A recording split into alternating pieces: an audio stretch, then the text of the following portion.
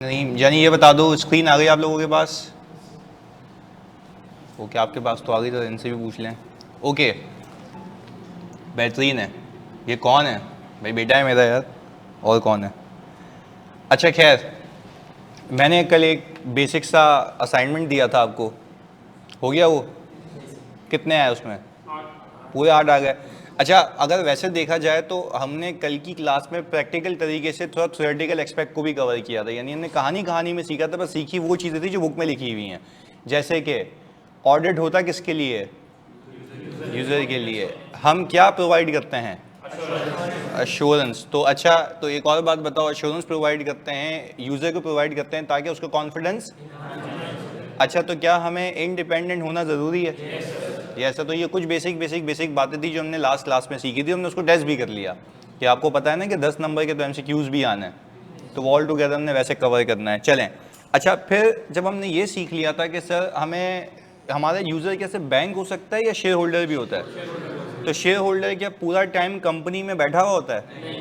नहीं, वो डायरेक्टर्स को अपॉइंट करता है ताकि उसके बिहाफ के ऊपर वो पूरा साल देखे कि क्या चल रहा है। डायरेक्टर्स क्या करते हैं? नीचे CFO और CEO को रखते हैं, ऐसा ही है ना, मैनेजमेंट कहलाती है। अच्छा फिर क्या क्या कहा जाता है कि डायरेक्टर बोलते हैं उनको कि भाई तुमने पूरा साल ऑपरेशन चलाया, तुम पहले दस्तखत करो कि ये FS बिल्कुल सही है।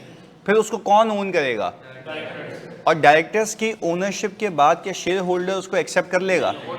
ऑडिट कराएगा, क्योंकि ऑडिटर होता है इंडिपेंडेंट। तब जाके कॉन्फिडेंस एनहांस होता है कि सही है भाई, एक इंडिपेंडेंट बंदे ने भी देख रेख के मुझे बता दिया कि क्या ये सही है या नहीं। क्योंकि हमें तो लिखना होता है ना कि these financial statements are free from material misstatement. अगर कोई मिस स्टेटमेंट होगी तो बता दूंगा, ऐसा ही है ना।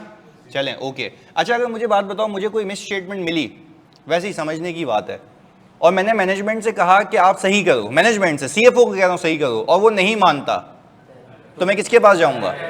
डायरेक्टर्स के पास। अच्छा, एक बात याद रखना, यहाँ पे हम डायरेक्टर्स को ऑडिट की जबान में कहते हैं दोज चार्ज विद गवर्नेंस। क्या कहते हैं? देखो ये लिखा हुआ मैंने, डायरेक्टर्स के आगे क्या एरो बना हुआ है? अच्छा, जब भी आज के बाद ऐसा अल्फाज यूज हो कि मैं कह रहा हूं दोज चार्ज विद गवर्नेंस, तो उसका मतलब है डायरेक्टर। अब इसके लघवी मायने भी समझ लो, वो लोग जिनको ठेका दिया गया है गवर्नेंस का, देखने का, तो इसको अंग्रेजी में तो यही कहेंगे ना, दोस्त वो लोग जिनको चार्ज दिया गया है किसका? गवर्नेंस का। तो वो कौन होते हैं? डायरेक्टर्स। बस ये बात है, मतलब इसमें कोई इतनी कंफ्यूजिंग भी चीज नहीं है, सिंपल बोलो, बोर्ड ऑफ डायरेक्टर्स को ऑडिट की जबान में क्या कहते हैं? वो लोग जिनको गवर्नेंस का चार्ज दिया गया, तभी इसका नाम क्या रख दिया गया? दोस्त चार्ज विद गवर्नेंस, यानी वो लोग जिनको गवर्नेंस का ठेका दिया गया है। बात समझ आती है? चलें, ओके। अब हम आज ऑडिट की दुनिया की सबसे इंटरेस्टिंग चीज शुरू करते हैं। एनीवन, ये असाइनमेंट कहाँ पर आई है? ये ग्रुप पे आई थी जानी, आज वापस से मिल जाएगी, उस पर आपका लिंक भी अपडेट हो जाएगा, वापस से कर लेना, कोई मसले वाली बात नहीं है। चलें, वही था जो हमने क्लास में किया था। अच्छा, सबसे इंटरेस्टिंग चीज शुरू करते हैं आज की क्लास में। जब भी मैं प्रैक्टिकल लाइफ में अपनी EY में कहूँ या किसी भी ऑडिट फर्म में कह लो, PwC, जब भी ऑडिट शुरू होता है ना, हम ऐसे ही मुंह उठा के ऑडिट करने नहीं चले जाते। हम सबसे पहले रिस्क असेस करते हैं। क्या करते हैं? अच्छा, फॉर एग्जाम्पल, मैं एग्जाम्पल दे रहा हूँ कि मैं एक फार्मास्यूटिकल कंपनी का ऑडिट करने गया। फार्मास्यूटिकल समझते हो? जो दवाइयाँ बनाती है, ऐसा ही है। चलिए, हो गया। फार्मास्यूटिकल मतलब है ऐसी कंपनी जो कि दवाइयाँ बनाती है, यहाँ तक अलाइंड हो। अच्छा, अगेन क्योंकि मैं कॉन्फिडेंशियलिटी को मेंटेन कर रहा होता हूँ तो मैं एग्जांपल्स तो दूंगा बट कंपनी का नाम छुपा के। चलें, एक XYZ फार्मास्यूटिकल की कंपनी का ऑडिट मेरे पास आया, उस वक्त मैं सीनियर मैनेजर था, तो मेरे पास आया वो ऑडिट। मैंने अपनी टीम को लगाया वहाँ पे और मैंने अपनी टीम को कहा कि जाओ भाई ऑडिट करके आना है। तो एक मोहतरमा आई हमारे पास जिसका नाम था आयशा। जिसका नाम था, अच्छा उसका नाम मैं ले सकता हूँ क्योंकि वो मेरी ट्रेन की हुई, अब वो माशाल्लाह बहुत चैम्प है, वो मैनेजर बन चुकी है। तो खैर एनीवेज उसका नाम मैं यूज़ कर सकता हूँ, उससे पूछ के आता हूँ कि भाई हर क्लास में तुम्हें मैं बदनाम करूँगा थोड़ा सा कि तुमने पहले कैसे ऑडिट किया था और अब कैसे करते हो। तो सीखने का एक अमल था ना। एनीवेज, थीम क्या चल रही है दिमाग में ये रखना। हम कह रहे हैं हम ऑडिट शुरू नहीं कर सकते जब तक मैं क्या ना कर लूँ? Risk assessment. यानी रिस्क असेसमेंट का मतलब मेरे बच्चों ये होता है कि मसला कहाँ कहाँ हो सकता है। देखो, अगर ये किए बगैर ऑडिट करोगे तो बेवकूफ़ बना दिए जाओगे। आज के आपके 15-20 मिनट बड़े केयरफुली आपने सुनना है ताकि आपको ऑडिट की थीम समझ आए। फिर रिपीट कर रहा हूं, मेरा मुद्दा क्या है आज का, हमें यह सीखना है कि हम ऑडिट ऐसे ही शुरू नहीं कर सकते। क्यों नहीं कर सकते? क्योंकि मुझे पहले पता होना चाहिए कि मसला कहां कहां हो सकता है। उसको हम कहते हैं रिस्क आइडेंटिफाई करना। उसको हम क्या कहते हैं? अगर रिस्क आइडेंटिफाई किए बगैर आपने किसी कंपनी का ऑडिट किया तो आपको बेवकूफ बना दिया जाएगा। उसी एग्जाम्पल को समझाने के लिए, इसी कॉन्सेप्ट को समझाने के लिए मैं आयशा की उस कंपनी की एग्जाम्पल दे रहा हूं जो उसके साथ दरपेश आया था। अलाइन हो यहां तक? यहां तक तो कोई सवाल नहीं है कि भाई हमारे माइंड में क्या, हम सीख क्या रहे हैं? रिस्क आइडेंटिफिकेशन कि मसला कहां कहां, और फिर यह सिखा रहा हूं कि अगर मसला कहां कहां हो सकता है ये सोचे बगैर अगर आपने ऑडिट कर लिया तो आपको बेवकूफ बना दिया जाएगा। जैसे कल वो बच्चा कह रहा था आपके साथ कोई ट्रिक कर दे, याद है ना, आंखों में पट्टी वाली बात। तो वो बात ये है कि ट्रिक कैसे होती है वो सिखाने लगा हूं। तो उस ट्रिक से बचने के लिए आपको क्या आइडेंटिफाई करना है? रिस्क आइडेंटिफाई करना है। कैसे करेंगे वो मैं हुनर सिखाऊंगा। पहले कहानी सुन लेते हैं कि क्यों ये लाजमी है। ऑनलाइन वालों प्लीज बताओ, ऑनलाइन जो सारे बच्चे, सारे के सारे बच्चे जल्दी बताओ। ओके, हमने कहा हम फार्मास्यूटिकल का ऑडिट कर रहे हैं और उसका ऑडिट कौन करने गई है? आयशा। अच्छा, मैंने कहा आयशा, वो न्यू आई थी उस वक्त फर्म में। मैंने कहा आयशा मुझे एक बात बताओ कि आप वाकई ऑडिट कर लोगी? आप तो पहली बार ही बोली हाँ सर मैं तो ऑडिट पढ़ के आई हूँ। तो मैंने कहा सही है भाई, अच्छी बात है, आप पढ़ के आई हैं तो बहुत अच्छी बात है, आपको तो आता होगा ऑडिट। बोलिए जी सर मैं आराम से कर लूँगी ऑडिट। सही है भाई। फार्मास्यूटिकल कंपनी का इसने बोला सर मैं रेवेन्यू ऑडिट करूँगी। पिछले साल का रेवेन्यू कितना है? 450 बिलियन। इस साल का कितना है? 540 बिलियन। जरा इंक्रीज देखते हो कितना है? नहीं, परसेंटेज वाइज 20%। चलें जी भाई, ऑनलाइन में तो देख के बताओ जल्दी से, इंक्रीज कितना है? 20%। ओके, मैंने आयशा से ये कहा, बड़ी कहानी सुनना है इसमें। आयशा ने कहा कि मैं ऑडिट करके आऊंगी और इसमें इंक्रीज आप लोग मुझे बता दें कितना आ रहा है? 20% का। चल ये भी बात समझ आती है। हमने कहा कि भाई इंक्रीज हमारे पास आ रहा है 20% का। अच्छा, मैंने आयशा को कहा आयशा आपने 540 बिलियन वेरीफाई किया होगा। अच्छा, आयशा कह रही है सर मैंने 450 बिलियन नहीं किया। मैंने कहा सही है, वो तो पिछले साल वेरीफाई हुआ होगा। आपने किस साल का ऑडिट करना है? तो पिछले साल का पिछले साल हो चुका होगा। हम किस साल का ऑडिट कर रहे हैं? इस साल का। चलें सुनिएगा। मैंने कहा आयशा जरा मुझे ये बताओ आपने उसको वेरीफाई कैसे किया? उसने कहा सर सिंपल है, इनका एक ही कस्टमर है, इनका, मैं फिर रिपीट कर रहा हूं, इनका एक ही कस्टमर है और हर महीने उसको कितने बिलियन की इनवॉइस हो रही है? इसको जरा मल्टीप्लाई करोगे? 540 हो गया। 12 से एक बार करके देख लो, मेरी मैथ थोड़ी सी वीक है इसलिए कह रहा हूं।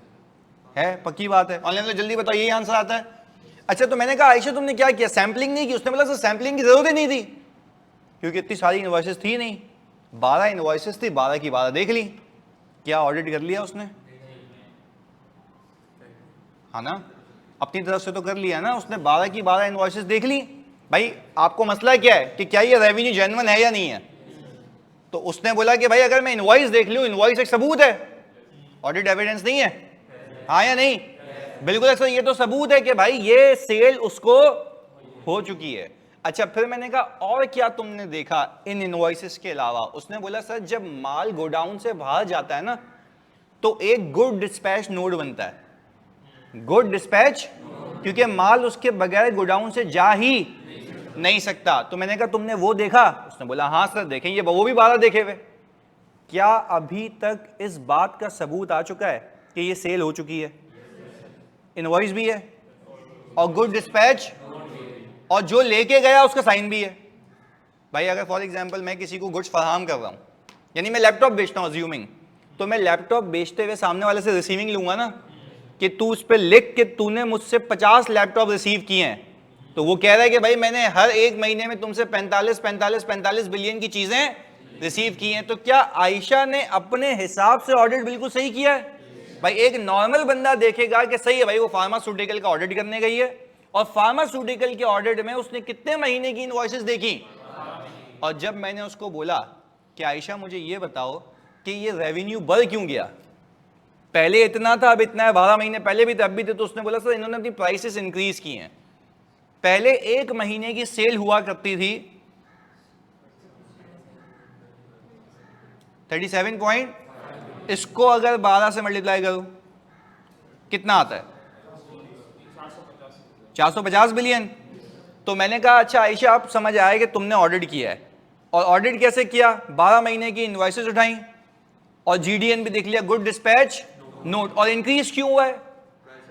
प्राइस इंक्रीज की वजह से। मैंने कहा चलो भाई आयशा तुमने ऑडिट कर लिया। बोलिए सर देखिए मैंने आपको कहा था मुझे ऑडिट आता है। मैंने कहा एक मिनट, यहां तुमने एक भंड मार दी आयशा, तुमने एक चीज मिस कर दी, रिस्क असेस नहीं किया। उसने बोला रिस्क असेस किया सर, मैंने तो ऑडिट करके आ गया। मैंने कहा एक मिनट, मैंने कहा आयशा क्या आपने ये समझा कि ये कंपनी जो है इंपोर्ट करती है और फिर बेचती है? मैं फिर रिपीट कर रहा हूं, ये कंपनी साथ साथ ये कंपनी और फिर। मैंने कहा आयशा जब मेरे 3 महीने इस साल इंपोर्ट बैन थी तो इसने मंगवाया क्या और बेचा क्या? फिर सुनना वापस से। मैंने कहा आयशा तुमने ऑडिट कर लिया, 12 महीने की इनवॉइसेस देख ली, तो बोलिए नहीं सर ऐसा हो सकता ना इसके बाद स्टॉक हो। मैंने कहा तुमने समझा ही नहीं इस कंपनी के ऑपरेशन को, ये स्टॉक रखती नहीं है, मंगवाती है साथ साथ मंगवाती है। मैंने कहा आपको तो बेवकूफ बना दिया गया, आपको तो बोलिए सर ये इनवॉइसेस, मैंने कहा फेक हैं। तो बोलिए जीडीएन, मैंने कहा फेक हैं। बोले नहीं सर ये कैसे हो सकता है, ये ट्रिक कर दी, ये हो गई ना ट्रिक, ये हो गया ना गेम उसके साथ। पर मैं तुम सबसे पूछता हूं ये ट्रिक उसके साथ हुई क्यों? अब रिस्क असेस कैसे होता है वो मैं तुम्हें सिखाऊंगा, वो तुम बेफिक्र रहो। अभी हमने इसे कहानी समझी है कि देखो बेवकूफ बना दिए जाओगे अगर आपने रिस्क असेस किए बगैर ऑडिट किया। आपको पता होना चाहिए मसला कहां कहां हो सकता है। मैं आपको बताता हूं रिस्क असेस कैसे होगा अगले 5 मिनट में, पर पहले इस कहानी को क्लियर करते हैं। अगेन मैंने आयशा को कौन सी कंपनी के ऑडिट पे भेजा है? फार्मास्यूटिकल कंपनी के। उसने कौन सा एरिया ऑडिट करना है? रेवेन्यू को ऑडिट करना है। चलो भाई बात समझ आती है। जब मैंने उसको बोला भाई आप ऑडिट कर लोगी, तो उसने बोला कि सर बिल्कुल मैं कर लूंगी, मैंने ऑडिट पढ़ा हुआ। मैंने कहा सही बिस्मिल्लाह जाके करो। उसने अपने हिसाब से बेसिक ऑडिट सीखा हुआ था, वो गई उसको सिखाया हुआ था कि भाई आप इनवॉइसेस लेके वेरीफाई कर लेना, गुड डिस्पैच नोट देख लेना। उसने इनवॉइसेस देखी, हाँ या नहीं? सारी देखी, और गुड डिस्पैच, वो इस बात पे एग्री हो गई कि ये सेल जेन्युइन है, ये सेल। अच्छा उसने एक चीज मिस की, वो क्या थी? Risk identification. अच्छा मैंने जब किताब खोली तो किताब में लिखा हुआ है कि आपको रिस्क आइडेंटिफाई करना है, आपको। मैंने कहा बताओ कैसे? उसने कहा आपको रिस्क तब आइडेंटिफाई होता है, एक एक करके यहां पे लिखूंगा, बने रहना है आपने, बड़ी इंपॉर्टेंट क्लास है आज की। उसने कहा रिस्क आइडेंटिफाई आपको तब होता है जब आप ऑपरेशंस को समझें। ऑपरेशंस को क्या करें? अंडरस्टैंड करें। अच्छा इसके ऑपरेशंस क्या हैं? इंपोर्ट करके सेल करना। क्या आयशा ने इस एक्सपेक्ट को साइड में रख दिया था? हाँ या नहीं? अच्छा क्या ये खुद मैन्युफैक्चर कर रहा है या मंगवा के बेच रहा है? अब अगर ये लोकली बेच रहा होता ना मेरा रिस्क नहीं होता। ये इंपोर्ट कर रहा है, बेच रहा है, इंपोर्ट कर रहा है, बेच रहा है। अच्छा फिर हुआ क्या? मैंने कहा दूसरी और किस चीज की अंडरस्टैंडिंग लेनी चाहिए? उसने बोला कि भाई आप पहले तो ऑपरेशंस को समझो, और दूसरा जिस एनवायरनमेंट में कंपनी ऑपरेट कर रही है उसको समझो। मैंने कहा यार एक मिनट, मुझे क्या आइडेंटिफाई करना है? और वो बोल रहे रिस्क आइडेंटिफाई करने के लिए आपने 2 चीजें समझनी है। पहला ऑपरेशन किसके? कंपनी के, एंटिटी के ऑपरेशन, और दूसरा। अच्छा मैंने कहा एक मिनट, एनवायरनमेंट से मुझे पता लगा था कि इंपोर्ट बैन थी, हाँ या नहीं? कंपनी से नहीं पता लगा था, एनवायरनमेंट से। एनवायरनमेंट से पता लगा था कि जहां कंपनी ऑपरेट कर रही है पाकिस्तान में, वहां पे 3 महीने के लिए इंपोर्ट। अबे तो अब मैंने पता लिंक किया, मैंने बोला यार एक मिनट, ऑपरेशन ये इंपोर्ट करके बेचती है, जब 3 महीने इंपोर्ट बैन है तो 3 महीने सेल नहीं होनी चाहिए। तो क्या जब आयशा ऑडिट पे जाती तो आयशा के दिमाग के अंदर पहले से ये बात फिक्स होनी चाहिए थी कि ये 3 महीने की सेल तो हो ही नहीं सकती, तो वो 12 महीने की वेरीफाई करके भी नहीं आती। अलाइंड हो? वो सिंपल क्लाइंट को बोलती कि भाई आप 9 महीने की इनवॉइस देना। जैसे क्लाइंट भी बावला बोलता कि आप 9 महीने की क्यों मांग रही हैं, सेल तो 12 महीने होती है। तो आयशा का जवाब क्या होता? 3 महीने तो भाईजान आपकी सेल हो ही नहीं सकती। तो मुझे बताओ वो ये मिस कर गई ना, और वो मिस इसलिए कर गई क्योंकि उसने रिस्क आइडेंटिफाई, और उसको रिस्क आइडेंटिफाई करना था तो उसको समझनी थी दो चीजें, ऑपरेशंस को और एनवायरनमेंट को। क्योंकि जब तक आप ऑपरेशंस को नहीं समझते तब तक आपको उस इदारे में छुपा हुआ रिस्क नजर नहीं आता। पहले बताओ यहां तक भेजे में बात फिक्स होती है? तो भाई पेपर भी ऐसा ही आता है, वो पूरी सिचुएशन देगा कंपनी की और बोलेगा बताओ इस पूरी सिचुएशन में आपको क्या क्या कहां कहां मसला दिखता है। पर बेटा वो तब बता पाओगे जब तुम्हें इंडस्ट्री की नॉलेज हो, ऑपरेशंस की नॉलेज हो, वो मैं तुम्हें दूंगा। तो पहले बताओ ये पूरी कहानी समझ आई? तो अच्छा, अगर एक नॉर्मल बंदा ऑडिट करे, जो बेसिक ऑडिट होता है, देखो I am known in EY for my risk assessment, मैं पहुंचता ही वहां जहां मसला है। अब मैं बोलता हूं भाई 12 में गए 12 महीने वहां काम करो जहां पे इशू है। तो रिस्क आइडेंटिफाई करने के लिए सबसे पहले मैं क्या करता हूं, समझता हूं एंटिटी को और उसके ऑपरेशंस में छुपे हुए, उसके बाद एनवायरनमेंट को, क्योंकि एनवायरनमेंट लिंक्ड है इस कंपनी से। तो पहले मेरे बच्चों ये बता दो कि क्या ये बात समझ आती है? अच्छा सर, कौन कौन सी असर्शन हिट हुई यहाँ, इसको यूं कहते हैं असर्शन। कल हमने बैलेंस शीट के हिसाब से सिखाई थी, ये क्या है? Profit and loss. Profit and loss में एक दावा होता है कि ये रेवेन्यू यानी ये ट्रांजैक्शन अकर हुई है, तो उस असर्शन का नाम कहलाता है अकरेंस। क्या कहलाता है? यानी अगर मैनेजमेंट कह रही है कि ये रेवेन्यू बुक हुआ है तो इसका मतलब है ये ट्रांजैक्शन अकर, मैं यही तो वेरीफाई कर रहा हूं कि क्या वाकई में अकर हुई है। अच्छा आयशा भी तो वेरीफाई करके आई थी, नहीं तो वो अकरेंस नहीं देख के आई, जीडीएन भी देखा था उसने, पर जीडीएन के जेन्युइन था फेक था, तो इसका मतलब है वो ट्रांजैक्शन कभी अकर ही। अब तो जब अकर ही नहीं हुई तो बुक भी नहीं होनी चाहिए। तो हम यही तो देख रहे हैं कि अच्छा, तो अगर हम वैसे 45 बिलियन को 9 से मल्टीप्लाई करें 405, तो टेक्निकली इसका रेवेन्यू कितना बुक होना चाहिए? उसने बुक कितना किया हुआ है? कितना ज्यादा? 135। तो 135 बिलियन का रेवेन्यू समझते हो कितना ज्यादा बुक हुआ? फेक सेल बुक हुई है। अगेन इस फेक सेल को पकड़ने का तरीका यह है कि आप क्या आइडेंटिफाई करके जाओ, और जल्दी से मुझे बता दो रिस्क आइडेंटिफाई करने के लिए what you guys need to do? Operations को समझोगे और उसके क्या हर कंपनी के ऑपरेशन सेम होंगे? हर कंपनी का एनवायरनमेंट सेम होगा? अलग अलग होगा, वो अलग अलग हम सीखेंगे। पहले बताओ यहां तक अलाइंड हो? पक्की बात है, ऑनलाइन तो जल्दी बताओ तो बात समझ आती है। सर अगर एक ही कस्टमर है तो उससे कांटेक्ट करके कर सकते हैं भाई, हो सकता है वो कस्टमर मिला हुआ हो। देखो मैं तो ये कह रहा हूं, देखो एक बात है, बच्चे ने कहा कि सर मैं उससे कांटेक्ट कर लूं, उससे पूछ लूं, वो तो प्रोसीजर है। क्या मैं प्रोसीजर पे आए मैं उससे पहले हूं? मैं तो कह रहा हूं काम शुरू करने से पहले आप ये देख लो कि क्या ये रेवेन्यू बुक होना बनता भी है। एग्जाम्पल देते हैं, हो सकता है ये बंदा और वो कस्टमर कल्यूजन कर ले, नहीं हो सकता? तो मैं कह रहा हूं पहले आप अपनी तैयारी तो कर लो, फिर जाके उसको बोलो कि तू बता सेल कितनी है। वो तो सबूत है, पर सबूत हासिल करने के लिए पहले ये तो समझ लो कि मसला कहां कहां। आई एम नॉट डिनाइंग कि वो बच्चा गलत कह रहा है कि सर मैं उससे कंफर्म कर लूं, वो तो कर सकते हो, पर क्या वो रिस्क असेसमेंट है या प्रोसीजर है? वो तो काम है जो मैं करूंगा, पर काम तो तब करो ना जब पहले पता हो कि मसला कहां कहां हो सकता है। तो again again again again again मैं तो ये सिखाने आया हूं कि काम शुरू करने से पहले आपने क्या आइडेंटिफाई करना है। और मैं चलो मैं आयशा की ये बात भी कह दूं, आयशा अगर उस बंदे को लिखती और वो बंदा जुगाड़ में अपने इसको सपोर्ट करने के लिए कहता हाँ भाई कि ये सेल मुझे 12 महीने हुई है, तब भी मैं तुम्हें गारंटी से कहता हूं कि आयशा को बेवकूफ आराम से बना दिया जाता। क्यों?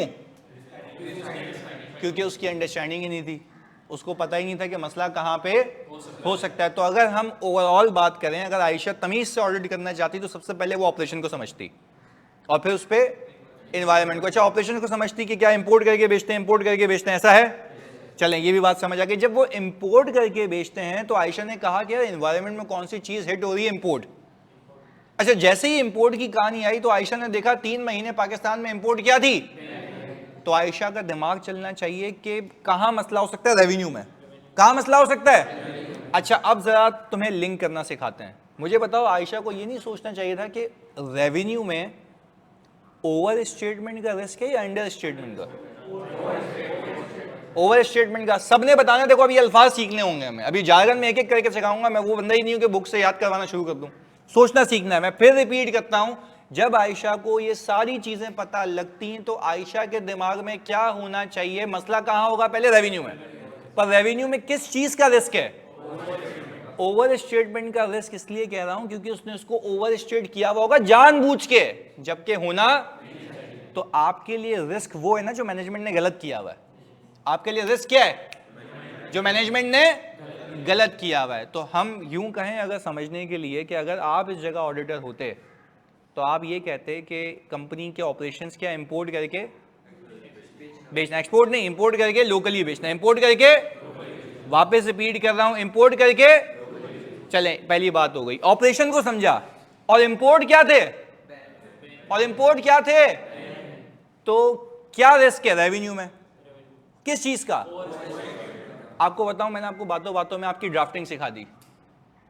बातों बातों में क्या सिखा दी? किसी बुक की नीड ही नहीं है। सुन लो, अभी एक चीज सिखाता हूं। आपने सिंपल ये करना है, सवाल में ये सारी चीजें गिवन होंगी, तो अब आप लिखेंगे क्या? वैसे ही लिख देंगे आराम से, इसे समझाने के लिए। Entity's operation is the import of pharmaceutical products and the sale in the local country. Import करके बेचना। However, the imports were banned for the, ये अपने दिमाग से लिख रहे हो, ये सवाल में दिया हुआ है, सवाल में दिया हुआ है। अबे सीधा उठाओ फैक्टर, बोलो इस वजह से ये रिस्क है, इस वजह से। वापस से, since the company is involved in import of pharmaceutical product and sale in the local country, however, the imports were banned for the, ये आपने फैक्ट बता दिया। इससे हो क्या रहा है? So there is a risk of over statement revenue. अच्छा, एग्जामिनर बोलेगा 10 नंबर का सवाल है, मुझे इस पूरी सिचुएशन में 10 रिस्क निकाल के दे दो, या 5 रिस्क निकाल के दे दो। एक रिस्क के कितने नंबर? अबे फ्री के नंबर हैं यार। अब बच्चा इसको नहीं केटर कर पाता क्योंकि उसको तमीज नहीं है, प्रैक्टिकल नॉलेज नहीं है। तो भाई सीख के जाओ ना, इसमें क्या बुक का काम आया? कुछ बुक में से उसने लिखा हुआ है कि आप एंटिटी को समझो, उसके ऑपरेशंस को समझो, उसके एनवायरनमेंट को समझो। पर कैसे समझो वो तो मैं सिखाऊंगा। तो क्या इसमें कोई थ्योरेटिकल एस्पेक्ट है या प्योर प्रैक्टिकल? अच्छा, पहले मेरे बच्चों ऑनलाइन वालों जल्दी बताओ तो सेल की ओवर स्टेटमेंट का रिस्क बिल्कुल ऐसा है। पहले सारे बच्चे बताओ तो यहां तक अलाइंड हो। थोड़ा सा लिखने का तरीका समझ आता है, लिखना सिखाऊंगा, पर ऐसे इससे थॉट प्रोसेस दिया है कि लिखना कैसे। सिंपल सवाल से सिचुएशन को उठाओगे और उस सिचुएशन से लिंक करोगे फाइनेंशियल स्टेटमेंट में कौन सा लाइन आइटम हिट हो रहा है और उसमें ओवर स्टेटमेंट का मसला है या अंडर स्टेटमेंट का। एक एक करके सवाल लेते हैं। खाली यहाँ पे देख लें, कोई एक सवाल आया था हमारे पास, सर एफएस में हर लाइन आइटम के लिए ऑपरेशन एनवायरनमेंट को देखना है। यस, एफएस में जितने भी लाइन आइटम आ रहे हैं आप देखोगे कि आपकी अंडरस्टैंडिंग के हिसाब से वो जो एनवायरनमेंट में चल रहा है उससे कौन कौन सा लाइन आइटम इफेक्ट हो रहा है। अब या तो वहां पे ओवर स्टेटमेंट का रिस्क होगा, पर ये तब कर पाओगे जब आपके पास अंडरस्टैंडिंग होगी किस चीज की, ऑपरेशंस की। एक एक करके और ऐड करते हैं इसके अंदर। चलें, एक तो ये हो गया। संजय था सर, स्टेटमेंट अंडर स्टेटमेंट भी तो हो सकती है ना, रिड्यूस टैक्स एक्सपेंस। मुझे बताओ क्या भी यहाँ पे टैक्स का रिस्क है या रेवेन्यू का रिस्क है? देखो अल्टीमेटली सारी चीजें ये कि टैक्स पे तो रुकेंगी। और अगर किसी बच्चे ने यहाँ पे टैक्स का पेपर दिया हुआ है तो उसको याद होगा कि टैक्स वाला हिसाब किताब अलग होता है। पहले प्रॉफिट बिफोर टैक्स आता है, फिर इनकम टैक्स में अपने हिसाब से एडजस्टमेंट्स होती हैं। और मैं हमेशा बच्चों को ये सिखाता हूं कि एक बंदा अगर 29% का टैक्स दे भी रहा है तो वो बकाया 71% की इनकम भी तो बुक कर रहा है ना। तो 71% बुक करने के लिए वो राजी हो जाएगा, उसको तो फेक सेल दिखानी है ना। तो फेक सेल 71% की भी दिखा दूं, टैक्स हटा भी दो उसमें, तो क्या बात समझ आती है? तो कहने का मतलब ये है कि यार अगर मैं for example revenue over state करना चाहता हूं, प्रॉफिट को ओवर स्टेट करना चाह रहा हूं, तो मुझसे बड़ा बेवकूफ कोई नहीं होगा कि टैक्स के डर से मैं रेवेन्यू ओवर स्टेट ना करूं। टैक्स तो चलो रेजिडुअल अमाउंट है ना, हम टैक्स की अभी बात नहीं कर रहे, हम किसकी बात कर रहे हैं? मेन आइटम की, जहां पे मसला। तो जब मैं कर करा के टैक्स पे पहुंचूंगा तो वहां पे वहां के मसले सिखाऊंगा कि वहां पे मसला क्या हो सकता है। तो पहले बताओ यहां तक अलाइंड हो? एक एक करके सवाल। आपका सवाल था जानी, आपका कोई था सवाल? था आपका? था मैं खाली पूछ रहा था कि जैसे आपने ड्राफ्ट ऐसे ही बनाया ना दिमाग से, तो आपने पहले इन्हें ऑपरेशंस को टारगेट किया, फिर टारगेट किया और फिर आपने स्टेट किया कि हमें क्या आता है, क्या रिस्क है ना। सही है, इसी क्वेश्चन में गया ना, इसी देखो ये लिखा हुआ, तुम लोगों के लिखा हुआ है entity make sale after import of goods and there is a, सिर्फ लिखना सिखा रहा हूं ताकि आप सब, मैं ये वादा करता हूं आपसे कि जैसे ही अभी 10 दिन गुजर जाएंगे ना, सबकी ड्राफ्टिंग सेम हो जाएगी, एक पेज पे आ जाओगे। यानी आगे पीछे हल्का फुल्का होगा, मतलब सबके क्या होंगे, सेम होंगे। ये सिखाना चाह रहा हूं। देखो मैंने क्या लिखा, entity make sale after import of and there is a. मैं सिर्फ तुम लोगों से, मेरे बच्चों, ये पूछ रहा हूं कि क्या ये मैंने अपने दिमाग से लिखा है, ये सवाल में? अबे सिचुएशन से उठा के लिख दिया। अब आगे क्या लिखा, there is a risk of, खत्म। और ओवर स्टेटमेंट ऑफ सेल का रिस्क देखो समझ आ रहा होगा ना, क्योंकि हो सकता है ये मैनेजमेंट ने उस महीने में भी रेवेन्यू बुक किया हुआ हो जिस महीने में इंपोर्ट बैन थी। ये रिस्क है मेरा। अच्छा तो मुझे बताओ, क्या ये आप श्योरिटी से कह रहे हो ये हुआ होगा या तुम्हें शक है? अब ये यकीन में कब बदलेगा, एविडेंस के बेस पे। पर अगर तुम ये सोचे बगैर ऑडिट कर लोगे तो तुम्हें पता कभी नहीं लगेगा कि वो तुम्हें ट्रिक करी है। यही था ना कल। तो क्या वो ट्रिक होने दोगे? क्या वो ट्रिक बच सकती है? कैसे? Risk identify. और कोई तुमसे पूछे वैसे ही चलते फिरते, बता भाई रिस्क आइडेंटिफाई कैसे होगा? उसके ऑपरेशन एनवायरनमेंट को समझ के। अभी तो एक एग्जांपल दी है, ऐसे बहुत सारे बच्चे मेरे पास जिनको मैंने ट्रेन किया है, आजकल मैनेजर एम बने बैठे हैं, पर जलील वो भी हुए हैं। तो ये बात समझ आती। तो आज के बाद जब भी मेरे पास आयशा आती है ना, भी आयशा की और कहानियां हैं आज तक चल रही हैं, तो वो कहती है सर जब मैं जितना सीखती हूँ आप उतना, तो मैंने कहा हम भी तो ग्रो हो रहे हैं ना, हम जितना सीखेंगे उतना तुम्हें सिखाएंगे। तो अभी आज तक कहानियां चल रही हैं। बस सिखाने का मतलब है, समझाने का मतलब है कि अगर आपने रिस्क आइडेंटिफाई नहीं किया तो आप सही तरीके से ऑडिट नहीं कर पाओगे। अब 2-3 सवाल यहाँ के, फिर आपका एक सवाल था, 1 मिनट दीजिएगा बस। ग्रॉस प्रॉफिट भी ओवर स्टेटेड होगा? अगेन हम तो ये कह रहे हैं कि ग्रॉस प्रॉफिट तो रेजिडुअल है ना, सेल में से COGS माइनस करके। जल्दी मुझे बता दो मेरे बच्चों का, सेल ही सही कर दूंगा तो बाकी सब चीजें खुद ब खुद, टैक्स भी सही हो जाएगा। तो मेन मसला क्या है? सेल में। तो अभी इस वजह से सेल में मसला है। चलें, अच्छा भाई 29% का टैक्स अगर दूंगा, 71% तो पर नहीं देना, 71% तो फेक इनकम है, तो कभी रिकवरी नहीं होगी, फिर क्यों? तो बेटा मैं तो ये कह रहा हूं ना कि 71% की इनकम में जानबूझ के गलत दिखाना चाह रहा हूं ताकि लोगों को बेवकूफ बनाऊं कि मेरी इतनी अच्छी प्रॉफिटेबिलिटी है। आप मुझे बताओ कि मैंने अगर इतनी फेक प्रॉफिट बुक करके अपना रिटेन अर्निंग बढ़ाता गया, एक कंपनी का बायर आया, उसने बोला मुझे तुमसे कंपनी खरीदनी है, क्या मैं उसको ये कंपनी चिपका के चला जाऊंगा? जबकि इस कंपनी में वो प्रॉफिट जेन्युइन, तो जो रिसीवेबल पड़े हैं वो भी फेक है, क्योंकि वो तो बुक होने ही, वो तो कल सिखाया था, याद है? फेक सेल बुक करते रहो। तो फेक सेल को पकड़ने का तरीका आज सिखा रहा हूं। अगर ये सही करा दोगे तो सेल भी रिवर्स हो जाएगा, रिसीवेबल भी रिवर्स हो जाएगा, प्रॉफिट भी, और टैक्स भी सही हो जाएगा। तो जहां मेन मसला है वहां बात करनी है। यहां पे मेन मसला कहां पर है? तो हमने भी किसकी बात की, बाकी आइटम्स पे भी आते हैं, कोई मसले वाली बात नहीं है। अच्छा, रिस्क आइडेंटिफाई और रिस्क असेसमेंट का बता दें बेटा। रिस्क आइडेंटिफाई करना और रिस्क असेसमेंट करना दोनों का मतलब क्या है? एक ही है। मैं रिस्क आइडेंटिफाई कर रहा हूं, रिस्क असेस कर रहा हूं, दोनों का मतलब क्या है? एक ही है भाई। रिस्क आइडेंटिफाई करना, असेस करना, दोनों इंटरचेंजेबली यूज हो रहे हैं, पर कैसे रिस्क आइडेंटिफाई करना है वो कैसे बताया मैंने? ऑपरेशंस को समझ के और एनवायरनमेंट को समझ के। बेसिक बात अभी। अच्छा, ओनली सेल का रिस्क आइडेंटिफाई करना होगा, रेजिडुअल को कुछ नहीं करना। अभी तक हमने सिर्फ किसका रिस्क आइडेंटिफाई किया? भाई एक एग्जांपल है ना, इसको यूं समझो, बाइक कौन कौन चलाता तुम में से? मतलब अल्लाह ने करे कुत्ते की तरह गिर गए बाइक पे, हाथ पे लगा तो टांग उठा के बोलोगे यहां लगा हुआ है? क्या बोलोगे? जहां तकलीफ है। ऐसा ही है। अंगूठा कट गया, थोड़ा सा ब्रूटल हो जाते हैं, अंगूठा कट गया, अब तुम बोलो पूरी टांग निकाल दो, जैसे अंगूठे का ऑपरेशन कराओगे। अगर जहर फैलता गया वो अलग बात है ना, तो जहर फैलने नहीं दो, वहीं रोक दो जहां मसला है। हम भी यही कह रहे हैं, जहां मसला है वो क्या है?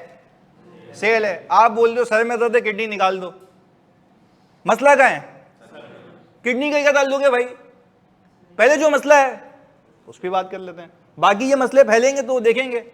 अभी चुन्नू से बच्चे अभी आए हो ऑडिट के अंदर, एक एक करके सीखो कि एक एक जगह मसला क्या क्या हो सकता है। जानिए आपका सवाल।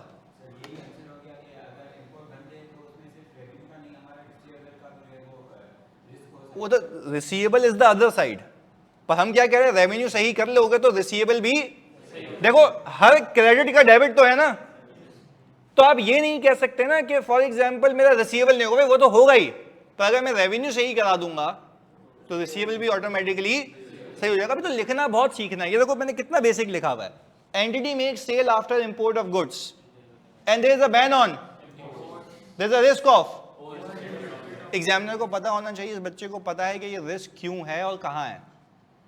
अब इसमें ये लिखोगे कि there is also a likelihood कि रिसीवेबल भी बुक हुआ होगा, तो एग्जामिनर बोलेगा मुझे क्यों बता रहा है, मुझे पता है कि रिसीवेबल ऑलरेडी बुक, वरना फेक सेल बुक ही कैसे होगी, क्योंकि रेवेन्यू हुआ होगा क्रेडिट, रिसीवेबल हुआ होगा डेबिट. हम यही बात सीख रहे हैं. पहले बताओ यहाँ तक अलाइंड हो, पक्की बातें जानी. और कोई सवाल तुम सब में से? पक्की बात है. ऑनलाइन में तो जल्दी बता दो सारे बच्चे. एक ये सवाल था इसका. सुहेल क्लियर है, मानूर आप क्लियर है, आपको जल्दी बता दो.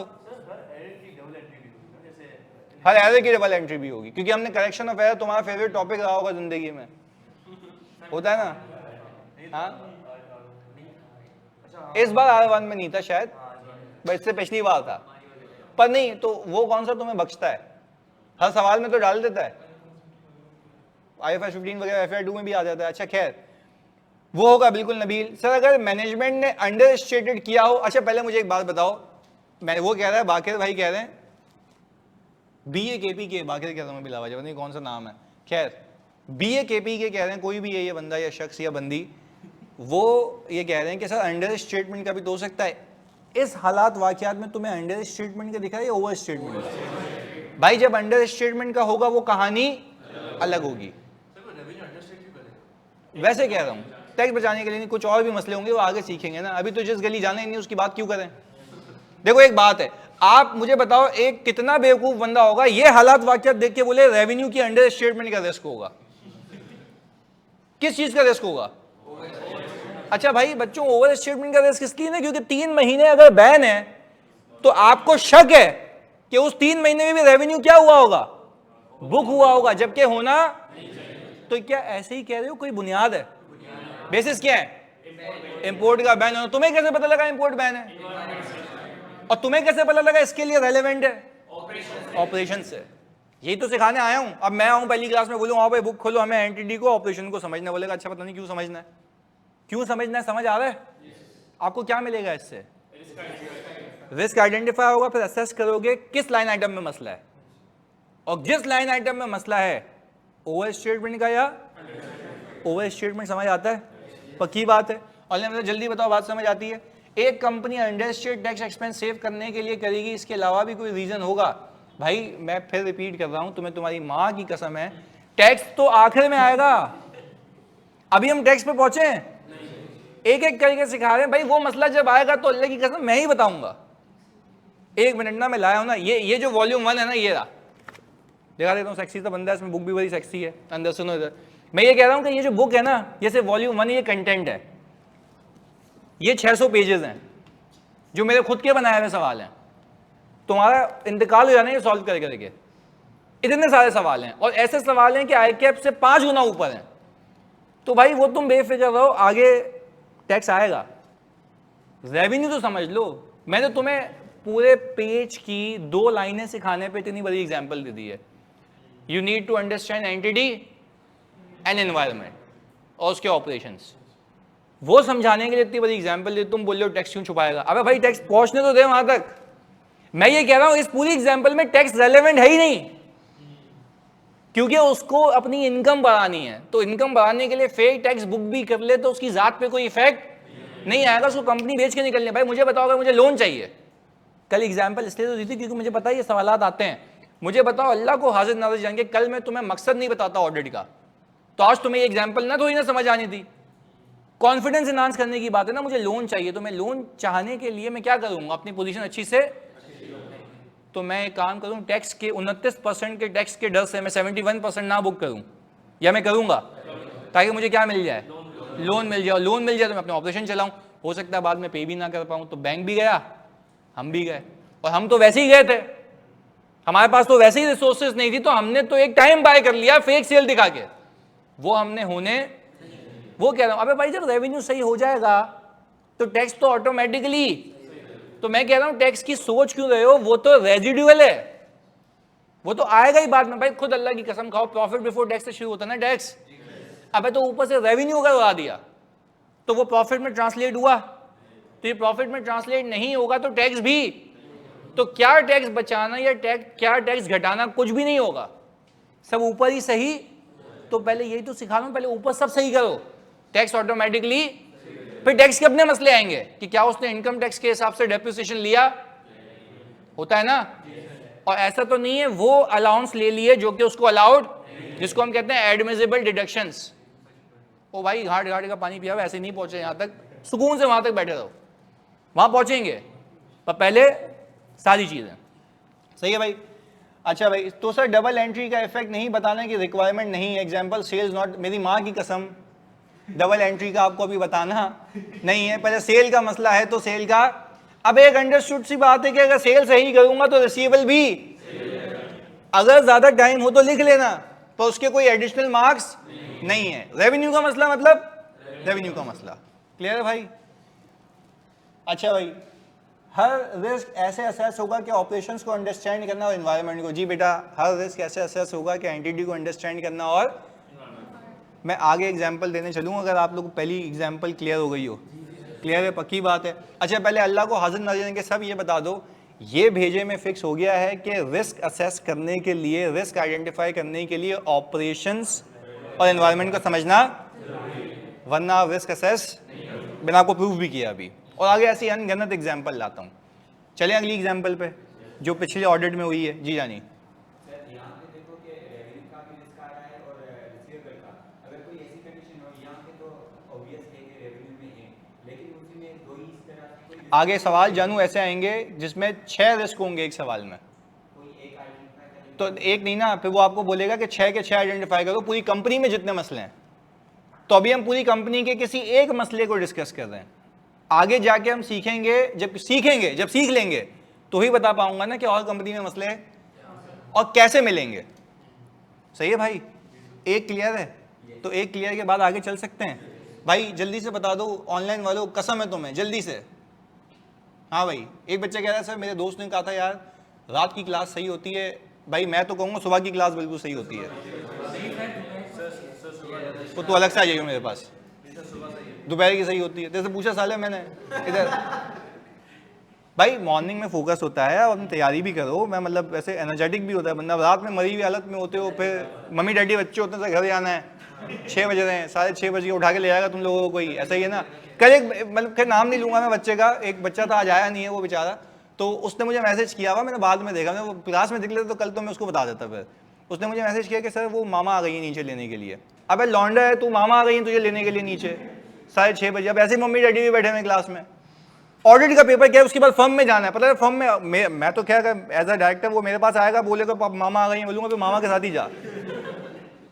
फर्म में तो आपको पता है ना कि जाने का टाइम है, आने का टाइम नहीं होता, मामा आ गई हैं। अजीब मतलब मम्मी डैडी पाले हुए हमने इधर।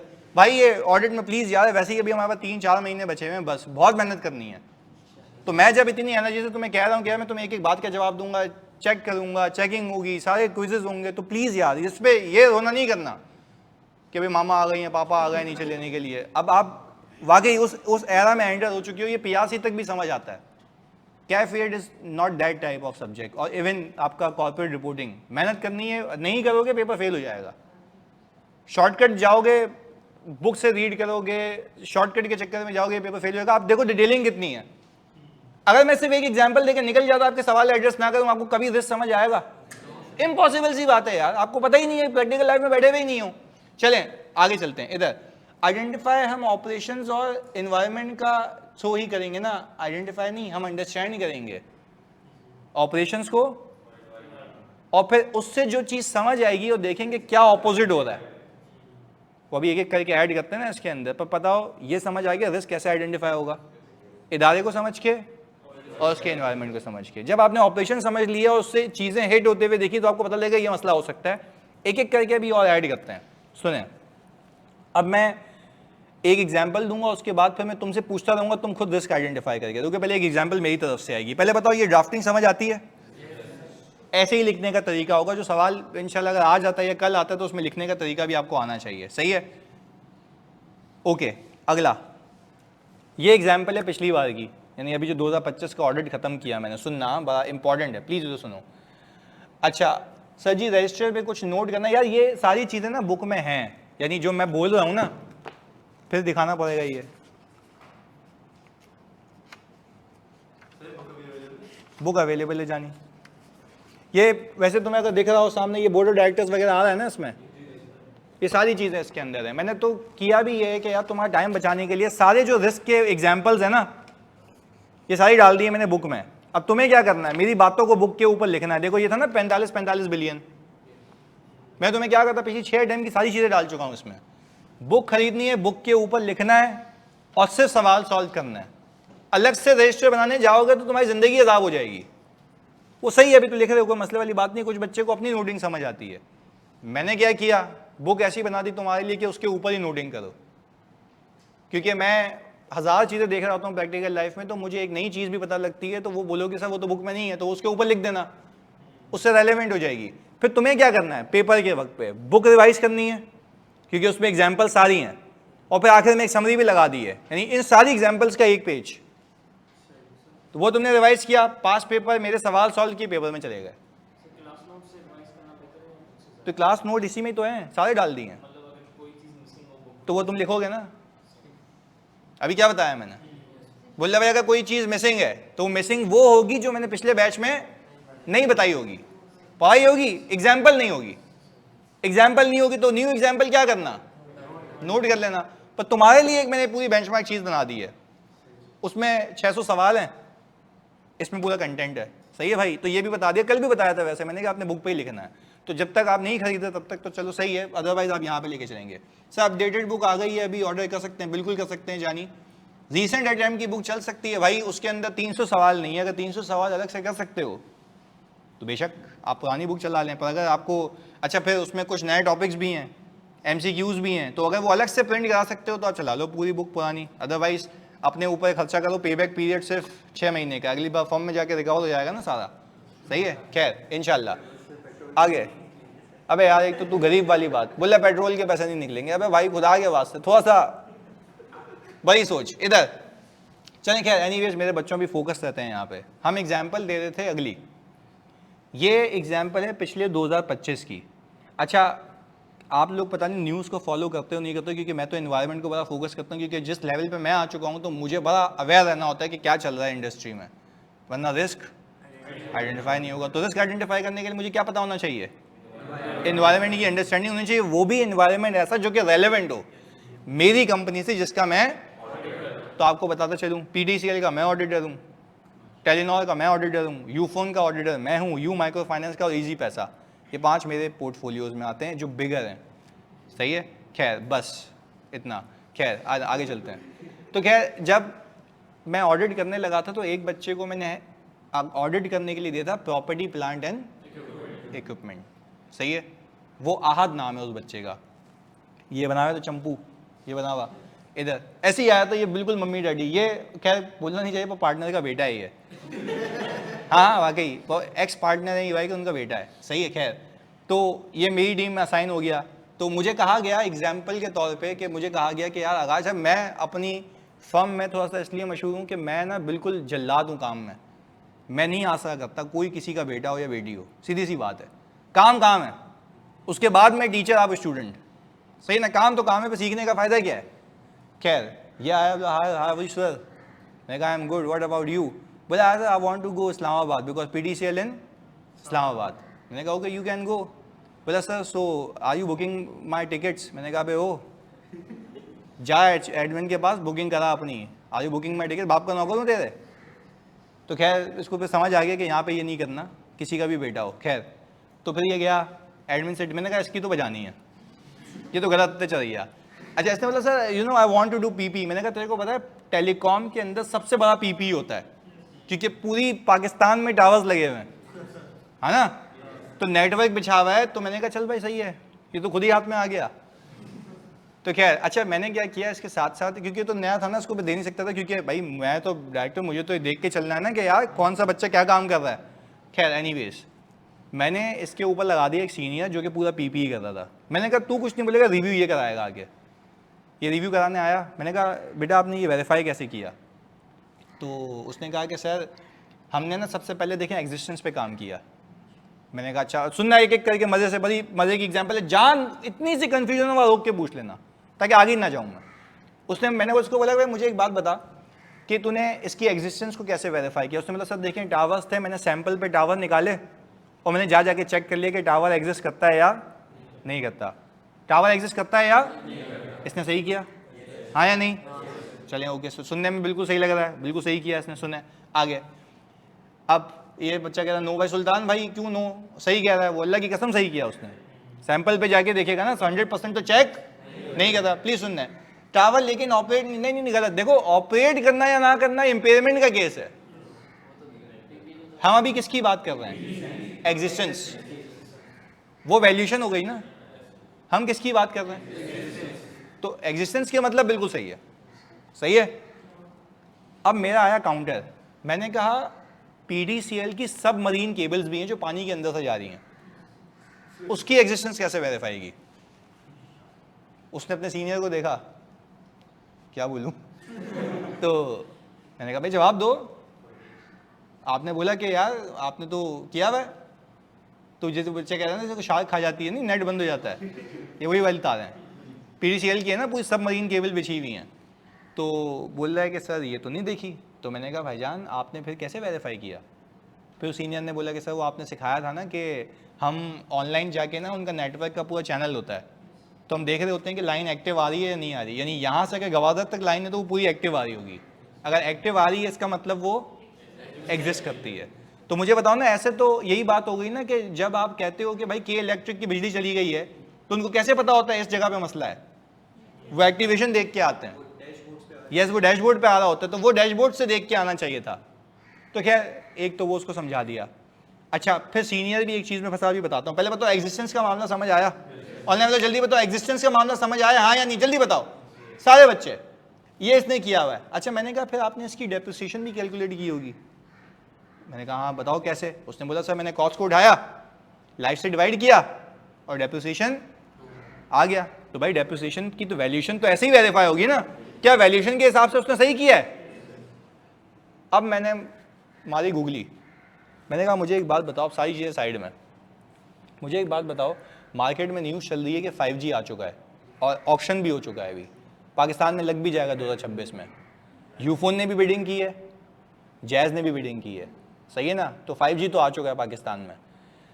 तो बोल रहा हाँ सर तो क्या हुआ, मैंने कहा पहले तू तो इसको तो मतलब तू सामने आ पहले इसको। मैंने कहा मुझे एक बात बताओ, जब मेरी टेक्नोलॉजी एडवांस हो गई तो मेरे जो एग्जिस्टिंग इक्विपमेंट है इसको सपोर्ट ही नहीं कर पाएंगे, इम्पेयरमेंट का रिस्क आ गया। और मैंने कहा एक मिनट रुक, इम्पेयरमेंट का रिस्क तो आ गया, जो तुम्हारे अभी एग्जिस्टिंग इक्विपमेंट है उसकी लाइफ क्या हो जाएगी, क्योंकि this has to be replace by the new equipment, new equipment से रिप्लेस होगा ना। अच्छा तो अब मुझे एक बात बताओ, दो रिस्क हो गए, एक इम्पेयरमेंट का, अच्छा तुम नजूमी हो, तुम्हें पता है ये दो रिस्क हैं, तुमने पहले ऑपरेशन को समझा और एनवायरनमेंट में क्या चल रहा है, 5G आ चुका है, तो क्या तुम्हें ये रिस्क है कि एग्जिस्टिंग इक्विपमेंट उसको सपोर्ट, तो पहले तुम मुझे बताओगे जब एग्जिस्टिंग इक्विपमेंट उसको सपोर्ट नहीं कर पाएगा तो इसका मतलब ये है कि अगर मैं कह रहा था कि ये इक्विपमेंट 15 साल चलेगा, तो क्या अब ये 15 साल चलेगा, फिर कितने साल चलेगा, हो सकता है 3 साल 4 साल पर, I don't know the life now, वो असेसमेंट है, लाइफ एक एस्टिमेट होता है ना, पर क्या वो एस्टिमेट में तुम सबसे पूछता हूं अभी सही है क्या गलत है, अच्छा तो उसको होना चाहिए सही, बट इन दोनों भाइयों ने उस पर काम ही नहीं किया। तो आपको बताऊं जब ये सारी चीजें हुई तो उन्होंने अभी जो लाइफ ली हुई थी वो ली हुई थी 12 से 15 साल, 12 से, पर जब असेसमेंट हुई तो पता लगता है कि उसमें कुछ टावर्स ऐसे हैं, कुछ टेक्नोलॉजिकल इक्विपमेंट ऐसे थे जो चलेंगे ही 5 साल। अब तो कितने सालों का गैप आ गया, 7 से 8 साल, 10 साल का। तो भाई ये तो डेप्रिसिएशन चार्ज अच्छा खासा, क्योंकि डिनोमिनेटर अगर तो डेप्रिसिएशन तो। अच्छा मुझे बात बताओ, जब हमने इसकी पूरी कैलकुलेशन की तो इस पूरी कंपनी में डेप्रिसिएशन चार्ज तो आना चाहिए था ज्यादा, इंक्रीमेंटल डेप्रिसिएशन जो आना चाहिए था, इस वजह से वो बनना था 800 मिलियन।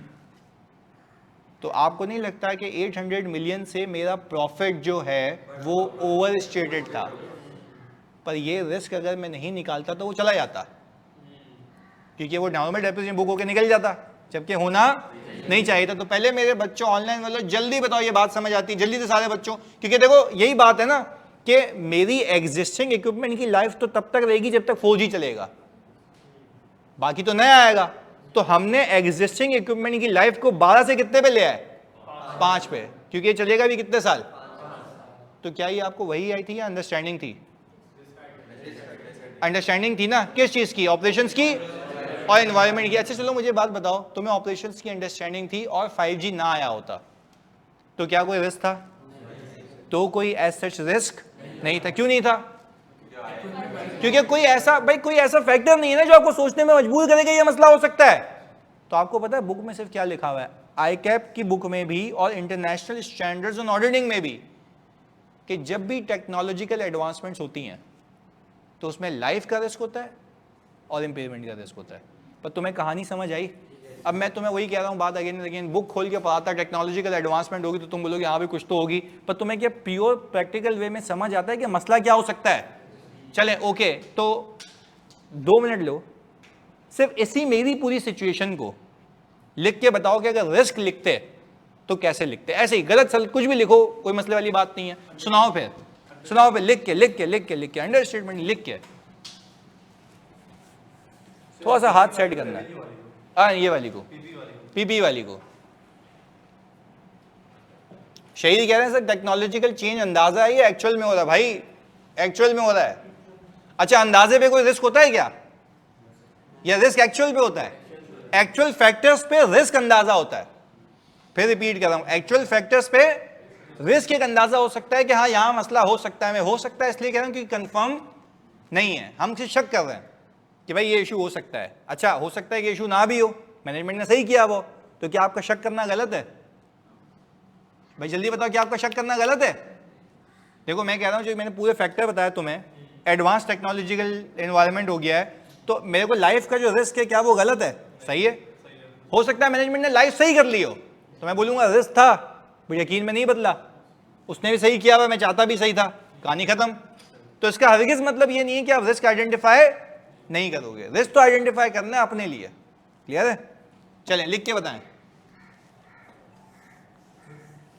अच्छा यहाँ पे मैं वैसे ही अलीना आपको खाली फीडबैक दूंगा कि सही किया या नहीं किया, क्योंकि लिख रहे हैं ना। एक मिनट में लिखो, पहले लिखो। नहीं कोई और बात कर ही नहीं सकते जब ये लिख रहे हैं। जब मैं आपसे कह रहा हूँ आई लव यू तो आप जवाब भी वही दोगे ना।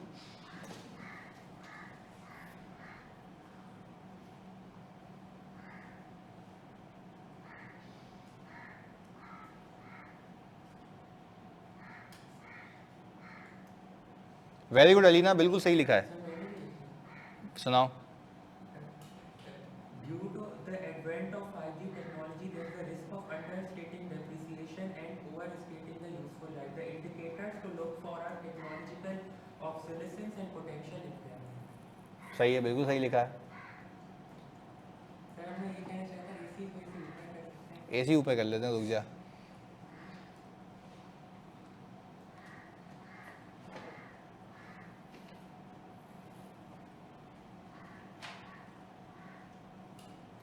अच्छा जवाद आजम खान आपने लिखा ना, due to changes in technology there is a life risk on PP. अच्छा फिर उसको थोड़ा सा और क्लियर करो। देखो अभी तो पहले लिख रहे हो तो अपने अपने हिसाब से लिख रहे हो।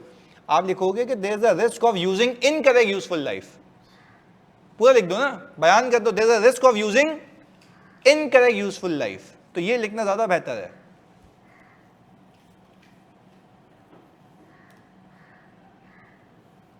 अच्छा Sanjay Tariq, due to technological changes there is a risk of over statement of profit due to. अच्छा देखो फिर आपने लिंक कर दिया प्रॉफिट से, हम प्रॉफिट से लिंक कर रहे हैं, हमें रेलेवेंट लाइन आइटम बताना है कि डेप्रिसिएशन में मसला हो सकता है या इंपेयरमेंट में मसला हो सकता है। अच्छा यहाँ पे रिस्क ऑफ इंपेयरमेंट है ना, अंडर स्टेटमेंट या ओवर स्टेटमेंट?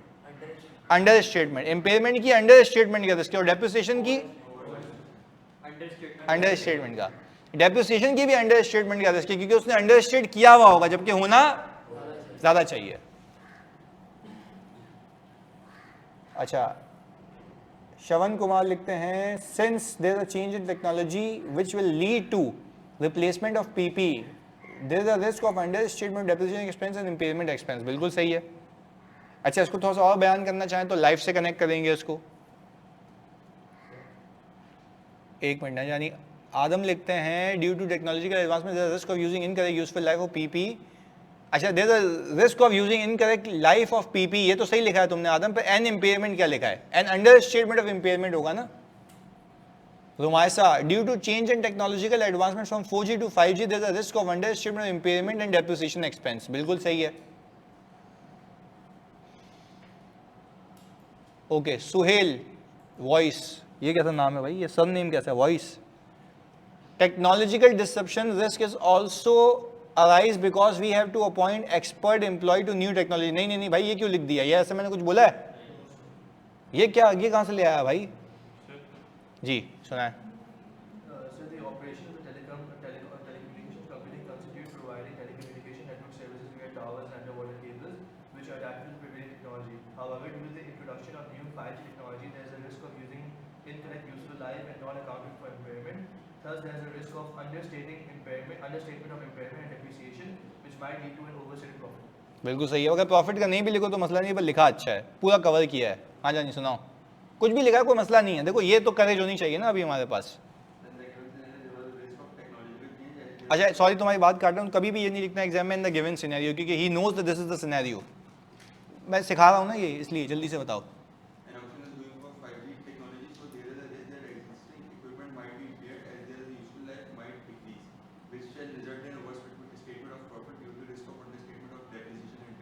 वेरी गुड, बाकी बिल्कुल सही लिखा है, बेहतरीन लिखा है। हाँ जानी सुनाओ।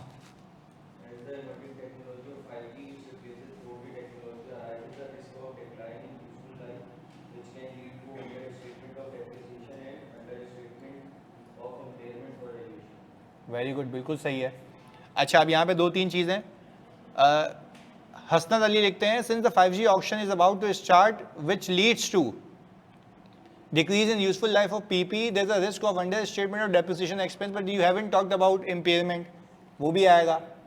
सर जी रेजिडुअल वैल्यू पर इफेक्ट बता सकते हैं? ऐसे देखो यहाँ पे उसने बताया नहीं है कि उसकी रेजिडुअल वैल्यू है या नहीं है, तो इसलिए हम कमेंट भी नहीं करेंगे, क्योंकि जो चीज़ इन्फॉर्मेशन में नहीं दी हुई है तो मुझे खुद अज्यूम नहीं करनी है। देखो आप जो ये सोच रहे हो कि मैंने जितनी भी बातें की हैं वो सिनेरियो के हिसाब से की हैं, उस सिनेरियो में जो अप्लाई हो रहा है वो। हाँ अगर वो सवाल में तुम्हें लिख के देता कि भाई एंटिटी ने अपने एसेट्स की रेजिडुअल वैल्यू को भी असेस किया हुआ है, तो फिर आप उस पर कमेंट करोगे कि residual value has to be revised because of this new technological advancement. तो वो तो रिस्क तब आएगा ना जब आप ये लिखा हुआ मिले आपको कि रेजिडुअल वैल्यू एग्जिस्ट करती है। अदरवाइज आप भाई पीपी का आपने सवाल किया FAR 1 में, तो अगर रेजिडुअल वैल्यू नहीं होती तो क्या अज्यूम करते थे? या नहीं है तो नहीं है, जीरो ही होती थी ना, तो इसमें भी क्यों हम अज्यूम करेंगे? सही है, बात सही है आपकी कि भाई उस पर हेड आएगी, पर वो हेड तो तब आएगी ना जब वो हो, ये बात है। अच्छा अब यहाँ पे अब्दुल रहमान कहते हैं there is a risk of change in environment due to advancement in, देखो यहाँ पे लिखा हुआ है there is risk of change in environment, गलत, ये बात गलत है। देखो मैं तो सिर्फ आपको ये कह रहा हूँ कि आप ये लिखो ना कि since there is the auction of 5G, introduction of 5G, सवाल से उठाओ, टेक्नोलॉजिकल एडवांसमेंट है, एनवायरनमेंट चेंज नहीं हो रहा, एनवायरनमेंट में चीज़ें चेंज हो रही हैं। तो वही आपने बताना है कि भाई क्योंकि आपका 4G से 5G आ गया है, इस वजह से आपकी जो लाइफ है वो उसका रिस्क है कि वो इनकरेक्टली यूज हुई हो, क्योंकि वो अभी क्या हो जाएगी, कम हो जाएगी। तो अगर वो ना किया हुआ होगा तो उससे रिस्क क्या है? Under statement of depreciation expense and impairment expense. ऐसा ही है। आप में से कोई एक में खाली कोई एक बहन सुना दे फिर। हाँ जी।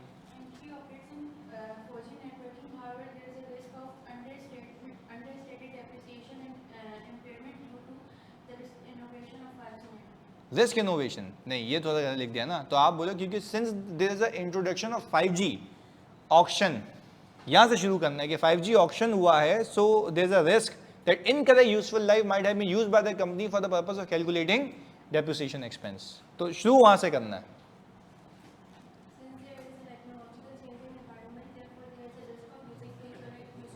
सही है,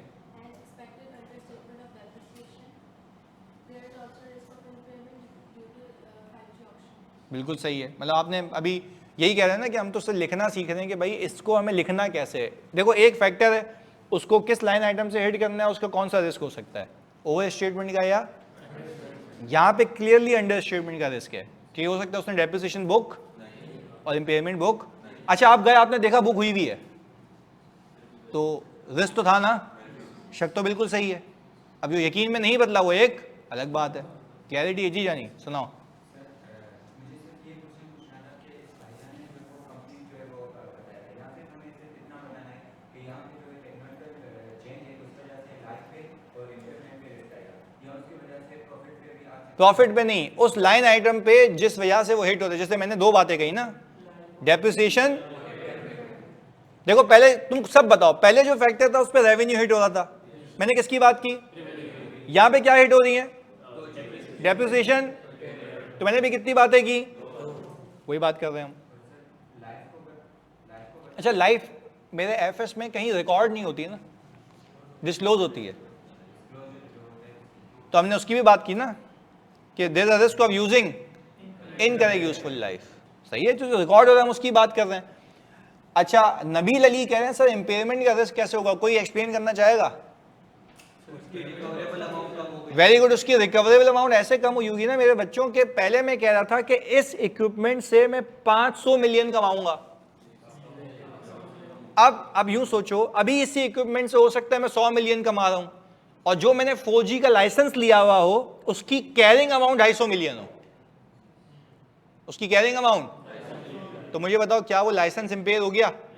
क्योंकि जो लाइसेंस की लागत मैंने लगाई थी उसकी रिकवरी अब 100 मिलियन पे आ गई है। पहले बताओ मेरे बच्चों, बात समझ आ रही है? नबील जानी जल्दी बताओ, क्लियर है? ओके अच्छा, मानूर ने लिखा है कि since the company involve in business of telecommunication due to advancement in technology therefore existing PP will be impaired and will be impaired नहीं, विल बी का मतलब है आप कंफर्म कर रहे हो, might be impaired is appropriate word. देखो shall और विल लिख दिया ना, आप गए। शैल और विल तो तब आता है जब आप कंफर्म हो, यहां पे आप कंफर्म हो या शक है? तो हम लिख रहे हैं there is a risk of, या तो अगर रिस्क का वर्ड नहीं लिख रहे तो there might be understatement लिखोगे, फिर शैल और विल का वर्ड यूज नहीं होगा। ये बात ख्याल रखना पेपर में, सही है? अच्छा, technological advancement create chance of impairment review of PP creating risk of depreciation under statement. देखो जब मैं आपको कहता हूं कि लिखने का तरीका मेरा वाला होना चाहिए, तो मतलब मेरा वाला होना चाहिए ना। मैं आपको क्यों सिखा रहा हूं कि आपने सवाल से सिचुएशन को, फैक्टर को पिक करना है। Since there is a technological advancement from 4G to 5G, so this creates a risk of using incorrect useful life, which will ultimately impact the depreciation and impairment, as recoverable amount might be lower than its carrying amount. ये क्या है कि side में जो पूरे number हो गए उसको समझ भी आ गया ना? यही तो, ये तो बताना है ना कि इम्पेयरमेंट क्यों आएगी और डेप्रिसिएशन क्यों आएगा। वजह नहीं बताओगे तो रिस्क किस चीज़ का?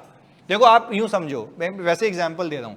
जब ये बात मैंने अपने बच्चों को बताया ना, सुनना मेरे बच्चों, अभी मैंने ये सबके देख लिए हैं। पहले बताओ ऑनलाइन वालों सारे यकजहती के साथ तुम लोग लॉजिकल बात समझ आ रही है कि बेसिक बुनियाद बना रहा हूं कि लिखना कैसे है। अभी आगे तो बहुत चीज़ें हैं, अभी तो एक एक करके। मैंने क्या कहा था, कौन दूसरी क्लास में लिखना सिखाता है? मैं तुम्हें फिर बुला के बता रहा हूँ, लिखो सीखो कि कैसे करना है। अभी मैं अगर एक क्लास बाद तो हो सकता है पास पेपर भी करा दूँ, हो जाएगा तुमसे इंशाल्लाह। सुने, जब मैंने ये बकवास की ना, अपने बकवास तो नहीं कहेंगे, क्या बड़ी काम की बात कही थी, तो मैंने जब अपने बच्चों को ये बताया तो वो चले गए क्लाइंट के पास, बगैर सुने ना, मतलब फुल जोश में आके ना। ये चंपू भी गया, वो सीनियर भी गया, दोनों गए। दोनों बोलते हैं क्लाइंट को कि भाई आपकी इम्पेयरमेंट का रिस्क है। तो क्लाइंट ने बोला कैसे?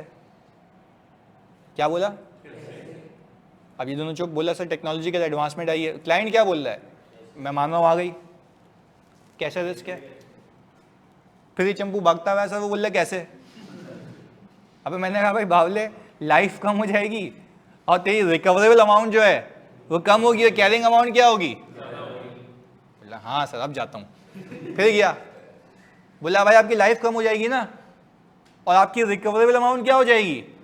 कम हो जाएगी। अच्छा, अब सामने वाले के पास जवाब ही नहीं, क्योंकि अब उसको समझ आ गया कि इसको पता है। देखो इफ यू डोंट नो कि रिस्क कैसे है तो आप बहस नहीं कर सकते ना। तो अगर उसको कन्विंस करना है तो उसको चुप कराने के लिए आपको बताना है कि मुझे नॉलेज है। अदरवाइज वही वाली बात है कि बेवकूफ़ तो आराम से बन सकते हो आप। तो क्या सिर्फ रिस्क फैक्टर का पता होना चाहिए, पर वो रिस्क कैसे ये भी पता होना चाहिए। तो हमने दोनों आपको एक्सप्लेन किए ना। तो इससे पहले वाली एग्जांपल के अंदर जो आपका रिस्क था वो ऐसे था कि 3 महीने की सेल आपने फ्रॉडुलेंटली हो सकता है बुक की हुई हो, जबकि होनी नहीं चाहिए थी। पहले बताओ यहाँ तक हम अलाइंड है? पक्की बात है ऑनलाइन? जल्दी बताओ सर जी। पोटेंशियल टेक्नोलॉजिकल चेंजेस को हम कंसिडर करेंगे? बिल्कुल करते हैं भाई, लाइफ एक एस्टिमेट है ना। तो तो अगर पोटेंशियल टेक्नोलॉजिकल चेंज आ रहा हो तो वो भी तो लाइफ को असेस करेगा ना, क्योंकि आप रिमेनिंग यूजफुल लाइफ देख रहे हो। तो क्या रिमेनिंग यूजफुल लाइफ आपकी चेंज हो सकती है? अब तो जो रिमेनिंग चेंज होगी तो टोटल भी चेंज होगी, एस्टिमेट होता है ना। तो एस्टिमेट आज से आगे का होता है, और आज से आगे का एस्टिमेट का मतलब है कि ये हो सकता है। तो आप उसकी प्रोबेबिलिटी बनाते हो कि भाई कितने चांसेस हैं कि ये हो जाएगा। अच्छा, अब आप ऐसे मुल्क में ऑपरेट कर रहे हो जहाँ पे 5G खरीदने की किसी की औकात ही नहीं है, तो आप फिर बोलोगे कि भाई 5G ना आ जाना है, तो इसकी अगर शोशे चल भी रहे हैं तो रिस्क था बट रियलिस्टिक नहीं है, खत्म हो जाएगी बात। तो वो डिपेंड नहीं करता है हालात वाक़ियात पे, सवाल पे। हम व्हाट इफ सिनेरियो नहीं कर सकते, वो तो तब होगा जब सवाल में कुछ ऐसा दिया हुआ हो। क्लियर है भाई? ऑनलाइन में तो जल्दी बताओ, यहाँ तक बात समझ आती है? जल्दी से। रिस्क का कैसे, क्यों और कब इंपैक्ट आ रहा है पूरा बताना है। बिल्कुल ऐसा है, रिस्क का कब, कैसे और क्यों इंपैक्ट आ रहा है पूरा बताना है। तभी तो हम कहते हैं रिस्क को आइडेंटिफाई करो, असेस करो कहाँ कहाँ हो सकता है, और क्यों होगा वो तो वजह है। क्यों होगा वो तो वजह है जिस पर हमने बात की है। जल्दी से भाई, सबसे पूछ रहा हूँ, अलाइंड हो? कोई सवाल? इंटरेस्टिंग है रिस्क, क्या आपको समझ आना चाहिए कि मसला कहाँ हो सकता है। चलो अब मैं आपसे पूछूंगा, अगर आपने बता दिया मैं लिटरली मानूंगा कि आपको वाकई सोचने का हल्का सा सलीका दे दिया है मैंने। सुनते हैं क्या चल रहा है मार्केट में। एक कंपटीशन आ गया मार्केट में। अच्छा, मैं जिससे पूछूंगा फिर वो बताएगा। ऑनलाइन वाला आप देख सकते हो, आप में से जिस पे पूछूंगा वो बताएगा। फिर अवेयर रहना है, क्योंकि यहाँ पे दलील तो मैं बहुत करूंगा, क्योंकि ऑडिट इज माई ग्राउंड। सीधी सी बात है, सही है, उस पर मुझे बहुत ही ज़्यादा गुरूर है। इधर सुने। खैर, मैं ये कहता हूँ कि भाई एक क्लाइंट है जिसका आप ऑडिट करने गए, आपको पता लगा कि मार्केट में न्यू कॉम्पिटिटर्स आ गए तगड़े अच्छे खासे। तो आप मुझे बताओ, आपका रेवेन्यू 80% से फिर भी ग्रो हो रहा है, ग्रो। क्या रिस्क है? फैक्टर समझते हैं। आपने कहा एक XYZ किसी भी इंडस्ट्री में कंपनी ऑपरेट कर रही है, सही है, न्यू कॉम्पिटिटर एंटर होगा साल के शुरू में, आपका रेवेन्यू 80% से ग्रो हो रहा है, क्या रिस्क है? तो दिमाग पर प्रेशर डालना है, यहाँ पे बच्चों ने बता दिया है। कॉम्पिटिटर है, अगर तो उसकी प्राइस मेरी गुड की प्राइसेस से कम है, तो ऐसा हो सकता है कि मेरी गुड्स की NRV का लॉस आ गया। नहीं, हम पहले तो ओवर स्टेटमेंट ऑफ रेवेन्यू का रिस्क है। देखो बात समझो, यहाँ पे बच्चों ने बिल्कुल सही बताया है। ऐसा कैसे हो सकता है कि आपके कॉम्पिटिटर्स आए हो, आपकी सेल पे हिट ना आया हो? मार्केट शेयर जाएगा अनलेस के मोनोपोली हो, अनलेस के मोनोपोली हो। तो वो तो तब की तब है ना जब क्लाइंट आपको बताए क्या आपका रिस्क गलत है। तो आपको ये पता होना चाहिए। अच्छा, अब होगा क्या पता है, आपको सवाल में डेटा देगा, इस साल की सेल लिख के देगा, अगले साल की सेल लिख के देगा। आप रेशो निकालोगे 40%, 20%, 25% इंक्रीज आ रहा है, और नीचे लिख के देगा फर्दर इंफॉर्मेशन में कि during the year 2 major competitor have arrived. आप बोलोगे अच्छा भाई ये भी तफरी सही है, 2 मेजर कॉम्पिटिटर आ रहे हैं और ये भाई साहब अपनी मस्ती में कि 25% इसकी सेल क्या हो रही है, ग्रो हो रही है, जो कि लाइकली। हाँ, मैं कह रहा हूँ रिस्क तो मेरा सही है ना, रिस्क तो मेरा सही है। मैं क्या करूँगा, मैं क्लाइंट को बोलूँगा कि भाई मुझे एक बात बताओ, जब कॉम्पिटिटर आ गए तो आपने कैसे ये रेवेन्यू अचीव कर लिया 25% ज़्यादा। फिर वो मुझे बोलेगा सुनना आप एक एक करके, अब मैं ऑडिट करना सिखा रहा हूँ, अभी हम कर नहीं रहे, समझाने के लिए ताकि आपको लॉजिक समझ आए। क्लाइंट बोलेगा भाई मैंने प्राइस इंक्रीज की थी, क्लाइंट बोलेगा मैंने कहा सॉरी टू से फिर तो क्वांटिटी और कम होनी चाहिए। नहीं आई बात समझ? देखो मैंने कहा सॉरी टू से फिर तो इकोनॉमिक्स भी आती है मुझे, क्वांटिटी तो आपकी फिर और क्या होनी चाहिए, तो डिमांड तो फिर ऐसी बात है कम होगी ना। फिर वो फंस गया, बोला यार बात तो सही कह रहे हो। तो मैंने कहा सही कह रहा हूँ, तो भाई बढ़ा कैसे? उसने बोला भाई फिर न्यू कस्टमर्स आए। मैंने कहा अच्छा भाई जरा उनकी लिस्ट देते। फिर मैं क्या करूँगा ऑडिट में, मैं क्या करता हूँ पता है, मैं पिछले साल के कस्टमर को इस साल के सारे कस्टमर से कंपेयर करता हूँ और देखता हूँ वाकई में ये न्यू है या नहीं है, और फिर बोलता हूँ चलो सही है, बाकी सारे साइड में पहले तो इसको उठा लो। फिर इनको भेजता हूँ कन्फर्मेशन कि तुमने इनसे क्या चीज़ें खरीदी हैं। अच्छा, इस सब से आपको पता क्या लग रहा है, मैं टारगेटेड काम कर रहा हूँ। एक फजूल बंदा क्या करेगा, पूरी सेल पे सैंपल लगाएगा, देखेगा सेल हुई नहीं हुई। भाई मैं तो टारगेट पे पहुंच रहा हूँ, मसला कहाँ देखो मैंने रिस्क आइडेंटिफाई किया, मैंने उससे पूछा, अबे अगर मुझे रिस्क ही नहीं पता होता तो मैं पूछता ही नहीं। अब देखो फंस गया ना, जब उसने जवाब दिया मुझे तो वो अपनी बातों में खुद फंस गया। बोला हमने प्राइस इंक्रीज किया। मैंने कहा तो सॉरी टू से पे मुझे बता दो क्वांटिटी कितनी बिकी। बोला क्वांटिटी भी ज्यादा बिकी है। मैंने कहा भाई ये तो मैं नहीं मान सकता, कोई वैलिड रीजन लाओ। तो उसने बोला मोनोपोली है। तो फिर मैं पिछले सारे साल उठा के देखूंगा क्या वाकई में इसकी सेल पे किसी के आने जाने से इफेक्ट आता है। तो क्या मेरी रिस्क असेसमेंट गलत थी या सही थी? तो इन एनी केस अगर हम ये बात करें, ऑनलाइन वालों आप भी ज़रा बताना मुझे, आप भी, क्या हम ये कंक्लूड कर सकते हैं कि जब भी मार्केट में कोई कॉम्पिटिटर एंटर होगा there will always be a risk of over statement of revenue, अगर तो रेवेन्यू आपको इंक्रीज होता हुआ दिख रहा है। अच्छा, इसके बरक्स यूं होता कि आपका रेवेन्यू 20-30% से गिर जाता, तो फिर तो कोई रिस्क नहीं है ना। तो फिर जबरदस्ती नहीं करनी, फिर आपकी अंडरस्टैंडिंग और जो हो रहा है वो कंसिस्टेंट है। फिर क्या आपकी और जो हो रहा है कोई रिस्क अपेरेंटली नजर नहीं आ रहा। तो अब मेरी एग्जांपल में क्यों आ रहा था? उसमें मार्केट कुछ कह रही है, हो कुछ रहा है। तो कॉम्पिटिटर के आने से आपका रेवेन्यू आपकी एक्सपेक्टेशन में क्या होना चाहिए, जबकि क्या हो रहा है, जो कि आपस में अलाइंड नहीं है। पहले बताओ मेरे ऑनलाइन वाले बच्चों, जल्दी से बताओ, बात समझ आती है जल्दी से? सारे बच्चे यार, आप सबसे पूछ रहा हूं, बात क्लियर है, पक्की बात है? एक और एग्जांपल तुम लोगों से पूछूं, सिर्फ जवाब देना। जी रानी। मार्केटिंग नहीं, देखो मार्केटिंग कैंपेन अलग, तो ये जवाब कौन देगा, या वो भी सवाल में लिखा हुआ होगा ना। हम तो कह रहे हैं कीपिंग अदर थिंग्स कांस्टेंट क्या होना चाहिए, क्लियर है? तो हम तभी तो कह रहे हैं ना उसने कितने जस्टिफिकेशन देने की कोशिश की, तब भी ओवर स्टेटमेंट। देखो सही कह रहा है, अगर रेवेन्यू कांस्टेंट है और कॉम्पिटिटर आ गया तब भी ओवर स्टेटमेंट कर सकते, क्योंकि आपके हिसाब से हिट आनी चाहिए। तो आप फिर रीजंस को ढूंढते हो कि क्यों सेम है। तो रीजन पे पहुंचने के लिए तो रिस्क आइडेंटिफाई हो रहा है कि कहां मसला हो सकता है, तो वही तो रिस्क असेसमेंट है। चले अब एक सवाल और तुमसे पूछता हूं, और तुम सबसे प्लीज सुनना, सोच के बताना मुझे, क्योंकि बड़ी मजे की चीज है। इधर मैं टीसीएस का ऑडिट कर चुका हूं, ये कोरियर। अच्छा, जिससे पूछूंगा वो बताएगा, सही अवेयर रहना है ऑनलाइन वाला। मैं टीसीएस का ऑडिट कर चुका हूं। आज आपको पता है पेट्रोल की प्राइसेस। अच्छा, अगर मैं आज इस चंपू या आयशा को भेजूं ऑडिट करने के लिए टीसीएस का, बाकी सारी चीजें भूल जाओ, आपको ये पता है कि इसके फाइनेंशियल स्टेटमेंट्स के अंदर टीसीएस के कॉस्ट ऑफ सर्विस आ रही होगी, कॉस्ट ऑफ सेल्स क्यों नहीं आ रही, कॉस्ट ऑफ गुड्स क्यों नहीं आ रही, सर्विस है। अच्छा, जिससे पूछूंगा वो बताएगा। कॉस्ट ऑफ सर्विस के अंदर क्या कोई फ्यूल एक्सपेंस आ रहा होगा? फ्यूल कैसे, सबसे बड़ा पोर्शन ही वही होगा। तो आप कैसे पता आपको? ऑपरेशंस हैं। देखो ऑपरेशंस के बगैर तो कोई ऑडिट ही नहीं कर सकता ना, समझ आनी चाहिए पहले। चलो भाई ये तो बात समझ आ गई, इसमें चीते हो गए कि अब समझ आ रहा है, कंपनी का नाम लूंगा ऑपरेशन पे पहुंच जाएंगे कि कौन कौन से अखराजात हो सकते हैं। अब आगे सुने, चलें।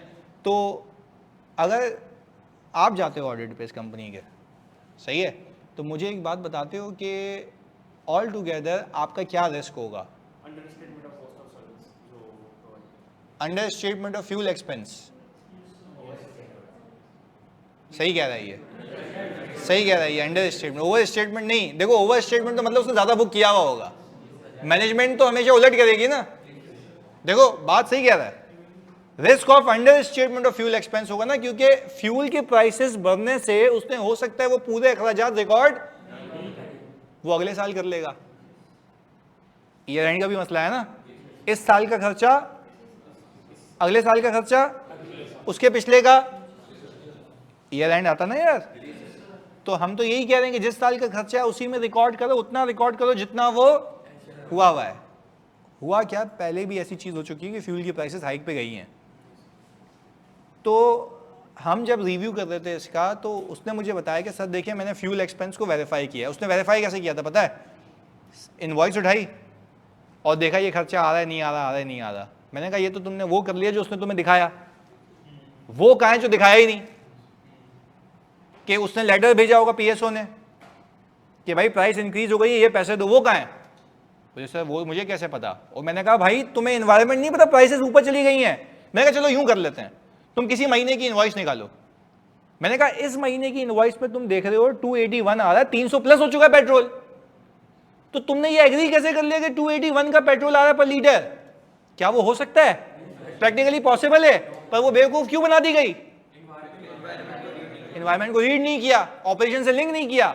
बोलिए सर देखिए आप तो कहते हैं ऑपरेशन को समझना। मैंने कहा भाई समझ के तो तुम गई हो ना ऑपरेशंस को, मुझे पता है तुम्हें पता है फ्यूल एक्सपेंस आ रहा है, पर वो हिट किसकी वजह से हो रहा है? एनवायरमेंट की वजह से। तुम्हें पता ही नहीं है प्राइस कितने चल रहे हैं, तुम उसको रिलेट तो करती ना कि प्राइस दिखा क्या रहा है और है क्या। एक थर्ड इंफॉर्मेशन से मैच तो करो। तो पहले बताओ क्या लॉजिकल बात समझ आती है?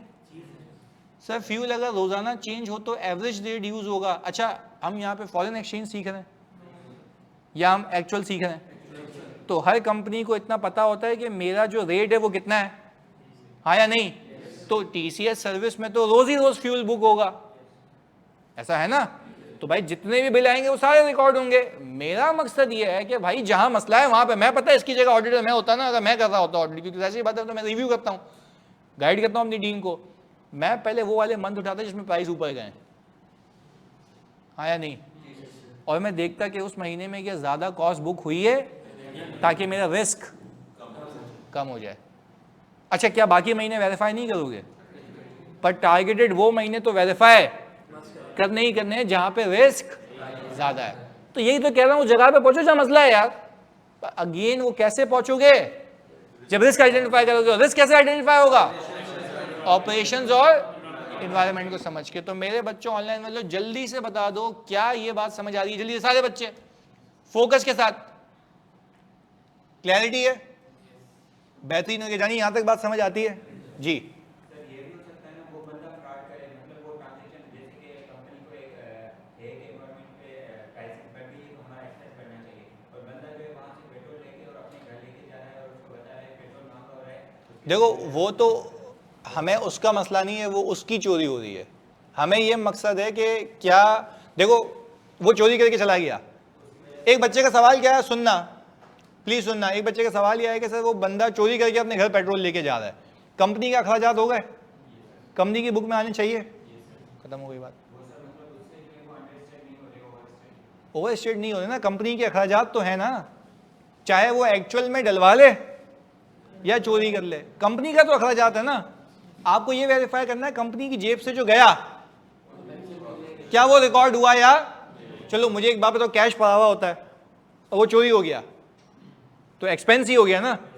ऑडिटर का पर्सपेक्टिव क्या है कि उसका एक्सपेंस बुक हो गया हो, कि जो दिख रहा है वो हुआ हो, सही हो।